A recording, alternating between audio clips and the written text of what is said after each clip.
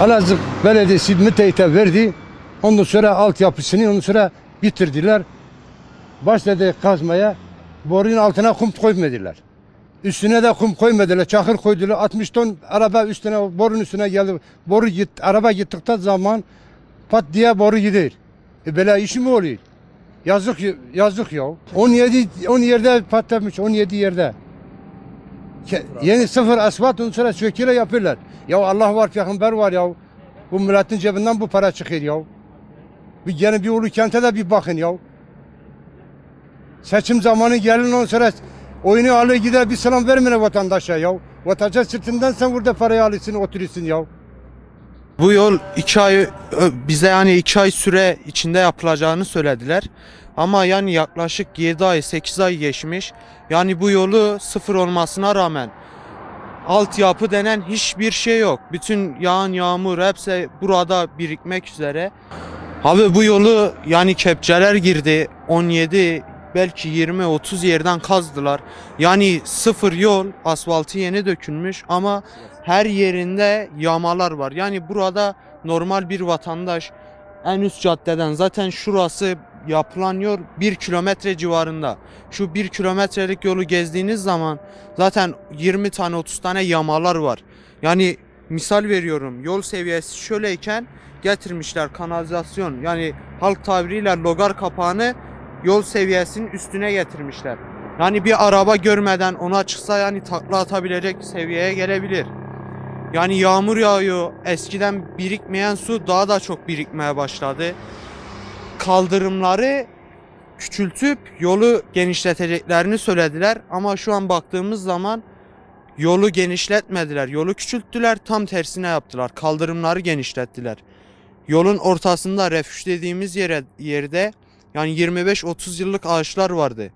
Hepsini kaldırdılar. Şu an yani bildiğiniz beton, demir, hani çok değişik bir şey yaptılar. Vallahi yani biz taraftar değildik. Ben de bu mahallenin bir esnafıyım.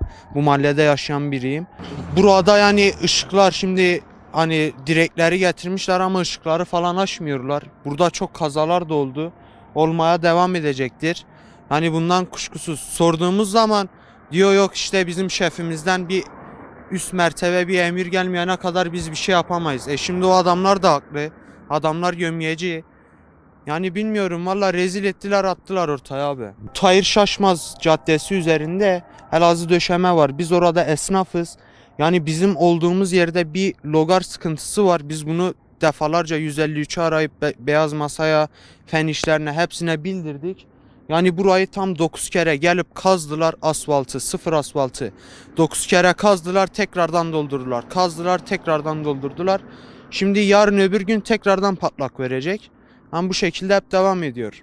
Yani bu yolu sıfır yapmalarına rağmen bir yıl sonra tekrardan sökecekler, tekrardan yeni bir yol getirecekler. Bir de biz şu an bildiğimiz üzere yani bu yola bir sürü para verildi devlet tarafından bir firmaya. Yani bu yol yapıldı, tamam eyvallah da yani daha yani yol bitmeden yani tekrardan kazıldı. Hep bunlar yani bizim cebimizden çıkıyor.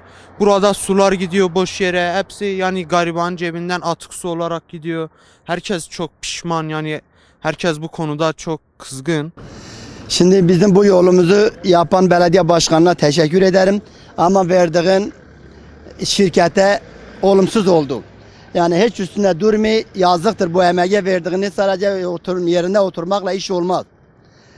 Bu yolu 5 sefer 6 sefer yerinde patlak verdi, yazıktır bu emeğe. Bunu bir an önce bir sahip çıksın. Bir de ışıklar çok geç geliyor, millet karanlıktır. Bu kavşakta çok kaza olur. Bunu da yapmasına rica ediyoruz yani. Ama bu yolun su patlamasına önem verse çok iyi olur yani. Şirketin sahibinin başına çıkmıyor yani, durmuyor ki başkan olsa veya ekip olsa veya çavuş olsa veya müdür olsa, hani yazıktır bu emeğe. Sadece ben verdim şirkete, şirket yaptı diye değildir, yerine oturmakla diye değildir. Evet, sen bir yol yaptın, Allah razı olsun, yol yapmasına sadece yani bitmez yani. Gelip bakacağız bu yolun bu patlama nedendir yani, neden oldu bu?